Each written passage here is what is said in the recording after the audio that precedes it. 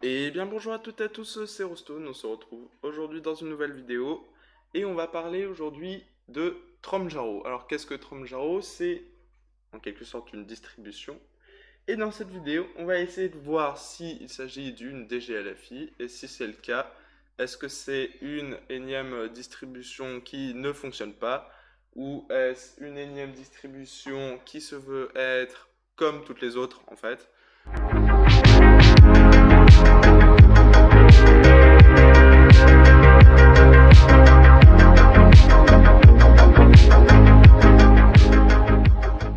Ok, donc ici on a le site de la Tromjaro. Donc on a de l'anglais, on va essayer de traduire ça.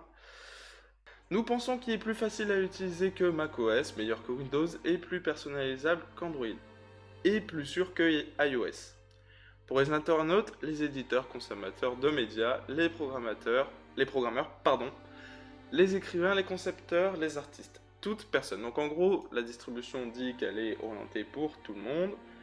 Donc ce qu'il faut savoir, donc on nous parle de l'environnement graphique qui se veut être un environnement type Unity, ok, avec la barre d'activité, celle qu'ils sont en train de montrer là, le dock, si ça veut bien se charger, voilà, le dock sur le côté à la Unity, et le dash. Dash qui est, on ne le voit pas vraiment, le dash, ok d'accord, donc le menu.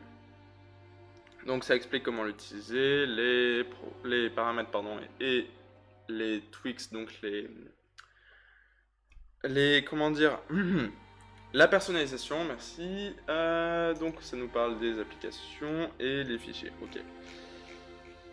Donc, Master It, on va voir qu'est-ce que ça signifie. Maîtriser, ok, donc ça nous explique comment mettre à jour, faire des backups, donc des sauvegardes et le support. Et voilà, c'est tout ce qu'on a sur la page d'accueil. Ensuite, on a la liste des applications. Voilà, hop. Donc toutes les applications vont s'afficher d'une minute à l'autre, c'est bon. Donc on voit, on en a vraiment beaucoup. Ok. On a les feedbacks, donc les retours, le support, le contact. Pour faire des donations, je sais pas qui va en faire. On a le à propos qui est juste ici. About, donc qui sommes-nous? Pourquoi on customise Manjaro? Oui, voilà, donc parce que c'est une Manjaro based. Voilà. Pourquoi nous modifions tout ça? Hop, et la page de téléchargement où on peut télécharger. Donc ça, on nous explique tout en tout cas, ça c'est un bon point. Donc on peut télécharger en torrent ou en téléchargement direct avec le MD5. On nous explique comment flasher l'image sur un disque et comment booter dessus. Voilà. Donc à présent, on va regarder l'image ISO qui est juste ici. Hop là, DGLFI. Voilà, donc on a la Tromjaro. Elle pèse 2 Go 2. Voilà. 2 Go 2 de pur caviar. Donc on va la lancer avec VirtualBox. Et on démarre le bazar. Donc pour la machine virtuelle, c'est pas compliqué. 2 processeurs, 4 Go de RAM, c'est du GNOME, donc 4 Go de RAM et 16 mégas de mémoire vidéo. Hop. Donc on va mettre le fuseau horaire. Donc je suis en France, donc ça va être Europe Paris. Clavier en français, monsieur, s'il vous plaît. Et la langue avec le clavier, donc le français. Les drivers free, c'est très bien. Et on va booter. Donc on va patienter, ça risque d'être un peu long parce que je suis sur HDD. Hein, donc disque dur mécanique avec un disque qui tourne. Contrairement à la mémoire flash d'un SSD. Cependant, je vais upgrade mon setup en quelque sorte. grâce à l'entreprise MSI Informatique qui est sur Gange, qui est une boutique d'informatique. Et je les remercie parce qu'ils vont me fournir un PC de test, donc c'est un PC d'occasion, un PC d'occasion, avec un SSD de 32 Go, ça fera amplement l'affaire, 2 Go de RAM, un processeur Celeron. Voilà. Donc là, je n'ai pas encore le matériel, donc je ne peux pas vous faire la vidéo avec. Mais ce sera le PC de test qui sera pour les vidéos. C'est un 14 pouces. Donc, déjà, ça paraît plus long qu'une Manjaro Gnome. Voilà. Donc ça. Donc, je l'ai dit, c'est une Manjaro base. On va voir s'il y a des dépôts additionnels. Donc déjà, premier point. Vous pouvez voir qu'il s'est mis tout seul la résolution la bonne. Donc c'est qu'il doit y avoir les additions invitées VirtualBox. Donc on a le Manjaro Hello. Par contre la souris est vraiment moche. Hop. On a toutes les langues, c'est bon. Hop là. On va maintenant voir dans le terminal. Wow. CD slash... Ah. Bon, le clavier déjà c'est pas ça. Non, on a un clavier QWERTY. Donc on a un problème déjà de ce côté-là. Ok. Alors, oui. Bon. Paramètres. Évidemment. Voilà, j'ai un souci. Il est censé mettre la bonne résolution, mais il a mis une résolution trop grande. Ah, parfait. Donc, ici. Donc non. Il n'y a pas les additions invitées VirtualBox. Puisque ici on voit qu'il y a des bordures. Donc elles n'y sont pas. Donc voilà, on va pouvoir aller dans les paramètres, j'ai dit. Non, pardon, pas les paramètres. Qu'est-ce que je voulais... Oui. Oui, c'est ça. Donc c'est bien les paramètres. Il faut aller voir le clavier.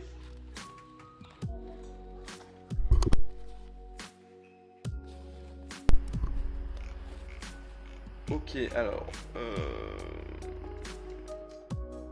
Donc on a Flameshot qui est installé. On a pu le voir.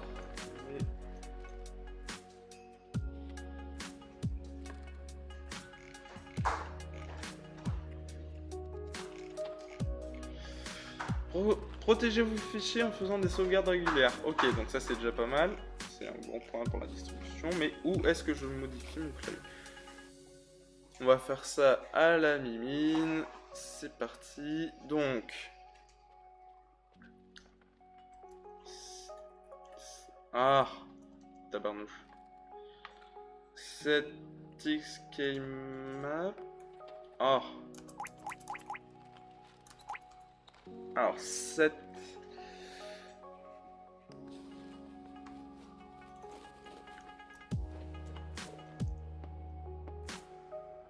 Évidemment, ça ne l'a pas copié. Hop, coller.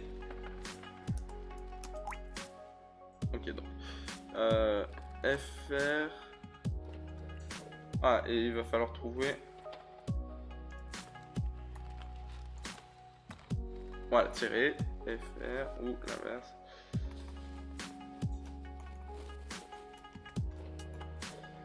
FR. Hop.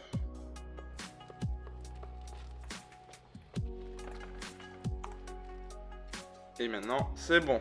Donc on est en français. On va réouvrir un terminal. Donc excusez-moi pour la manipulation, j'ai eu un peu de mal. On va aller dans /etc/ pack... Non, on va juste aller dans... Et on va faire nano...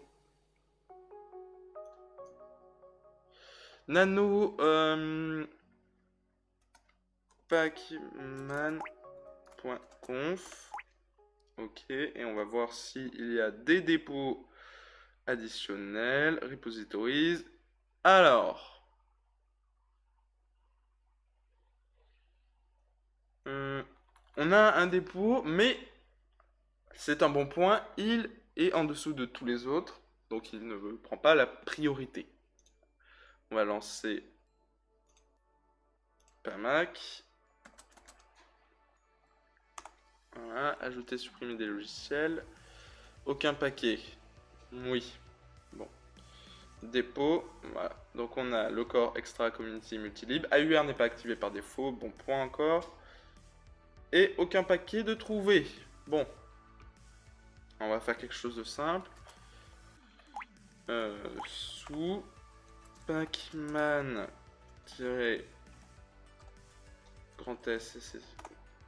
grand S YY, pardon, pour actualiser les miroirs. Ok. On va retourner dans Pamac. Donc on voit bien que c'est un environnement GNOME. Bon, avec un thème flat, c'est honnêtement pas ce qu'il y a de plus joli. Donc, on a le thème OK. On a un client torrent. On a encore un thème. Encore un thème. On a un téléchargeur. Timeshift qui va servir à faire des instantané systems. Je vous mets la vidéo d'Adrien Linux Strict dans le petit i. Papyrus qui n'est pas installé pour SM Player et Caventum. Ok, mais pourquoi met-il des thèmes pour KDE alors que c'est un environnement GNOME? C'est une bonne question. Ici, on a Firefox. Logiquement, c'est du Manjaro, donc de la Rolling Release. On devrait avoir quelque chose de plutôt récent. On va voir ça tout de suite. Ouf, c'est vraiment long. Hein. Mais vraiment long. Voilà, donc là, on a toutes les applications installées. Manjaro Architect, bon, voilà. Hein. C'est maintenant sur toutes les images ISO. On a deux outils de backup, j'ai bien l'impression. On a l'outil de sauvegarde GNOME et Timeshift. Donc voilà, ouais. Donc on a déjà un premier problème. C'est que on a des doublons. Ok. Bon. Là, si ça arrive qu'une fois, c'est pas très grave. Donc, on a... Non, là, c'est pas des doublons, c'est bon. C'est les outils de GNOME. Un utilitaire d'email. Des médias. Alors, pourquoi est-ce qu'on a en même temps GNOME MPV et SM Player? Voilà. Des doublons. C'est pas sérieux, hein, franchement. Bon, on a LibreOffice. Autre. Ça, ok. Encore un lecteur. Voilà, c'est pas normal tout ça. On a la flopée d'extensions qui ne sont pas toutes utiles, veut dire qui se sert de Wayback Machine. Personnellement, je ne m'en sers quasiment pas. Browser Custom Zoom, qu'est-ce qu'on s'en tape. Qui passe X, c'est bon, un gestionnaire de mots de passe, ça va encore. Moi j'aurais mis Bitwarden, mais les goûts et les couleurs. On a l'extension GNOME. Est-ce que on n'aurait pas... Non. Ok, et donc là on a toutes les extensions qui vont alourdir notre GNOME, donc user theme, removable, voilà, bref, vous m'avez compris. Ok, donc dans Settings, on a... Bon, ça va encore. Tools. Ok, bon, je sais pas pourquoi on a Things. Things. Pas, moi je m'en sers pas. Pour faire utiliser Dropbox ou un client FTP. Voilà. Et encore une fois, on a plusieurs outils de torrent. Voilà, des doublons, des doublons, des doublons, toujours des doublons. Hein. J'ai envie de dire. Donc là, à peu près à vide. Est-ce qu'on a htop? Non. Pacman-gantes htop. Bon bah voilà. Ok, donc on a htop qui est installé. Et on est à 785 mégas. Ok. Bon.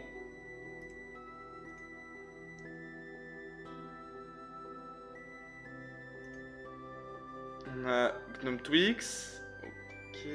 Donc on va voir qu'est-ce qu'ils ont mis. Ok. On a, je sais pas pourquoi, Pulse Audio, il est censé se démarrer tout seul, ou en service, ou c'est Gnome qui le fait. Emma Launcher, je sais pas ce que c'est. Desktop Item, moi je vois rien sur le bureau. Bon. Check AUR, AUR n'est pas activé. Ok, on n'a pas le bouton maximiser. Pourquoi? C'est la grande question, mais en tout cas, j'ai pas regardé la version de Firefox, mais ça devrait être logiquement des trucs plutôt frais. Je dis bien logiquement parce que c'est pas forcément le cas. On va regarder quelle est la version de GNOME. À propos de fichiers, et on a une version 3.32.1. Bon, il y a 3.32.2 qui est sorti.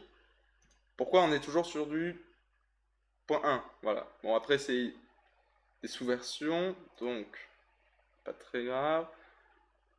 On a un Firefox 67. Est-ce qu'il est à jour? J'en sais rien. Firefox. Installé, ok. Donc oui, AUR est bien activé, hein. Est-ce qu'il y a des mises à jour? Voilà. Donc, on a 800 mégas de mise à jour au démarrage. Bon, c'est normal, c'est une rolling. Mais ok, bon. Mis à part que ici, donc je vais pas m'éterniser sur cette distribution parce que elle n'en vaut pas la peine, je pense. Mis à part qu'il y a des doublons et qu'elle risque de s'éteindre d'ici 6 mois, ça va encore. C'est utilisable, clairement, c'est utilisable, mais déjà trop d'extensions GNOME, trop de programmes qui se lancent au démarrage sans raison. Ok. Bon. J'ai pas encore installé. Je ne vais pas le faire. Pourquoi on a du mélange de Qt et de GTK? Aucune idée, mais franchement, c'est franchement inutile, hein. Mais ça va encore, c'est pas la pire distribution, c'est pas la Cucumber OS ou quoi. Mais ce n'est pas une réelle distribution, et moi je travaillerai chez DistroWatch, je ne la mettrai pas, clairement. Là, rien qu'en faisant quelques tests, c'est non, net. Hein. Et je ne vois pas pourquoi la personne qui fait cette distribution s'embête à faire une Manjaro alors qu'il pourrait très bien être ou contributeur ou faire partie de l'équipe Manjaro. Voilà. Il faut arrêter, je pense, de faire 3000 distributions qui sont toutes les mêmes, hein, ou toutes avec des doublons, ou toutes avec un bug qui est récurrent. Voilà. Maintenant, il faut qu'on se centralise plus vers les maisons mères, j'ai envie de dire, Arch Linux. Bon, Manjaro, oui, parce que Manjaro modifie quand même suffisamment Arch Linux pour que ce soit une distribution à part entière, je pense. Pourquoi pas Linux Mint? Parce que c'est une distribution qui apporte quand même quelque chose. Elle apporte Cinnamon, elle apporte Nemo, tout ce que vous voulez. Hein. Elle apporte beaucoup de choses.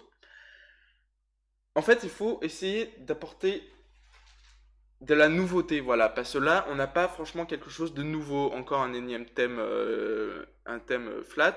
Une énième gnome revampé. Enfin, voilà. Donc c'est tout pour cette vidéo. J'espère qu'elle vous aura plu. Voilà.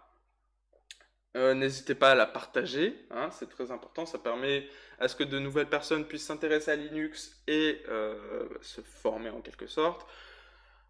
Et n'hésitez pas à vous abonner si vous aimez mon travail. Bon, je sais que je ne fais pas des vidéos toutes les semaines ou même tous les jours. Loin de là, j'en fais tous les 2 mois, que j'ai envie de dire. Mais c'est pas grave. Allez, je vous laisse. Portez-vous bien. Ciao.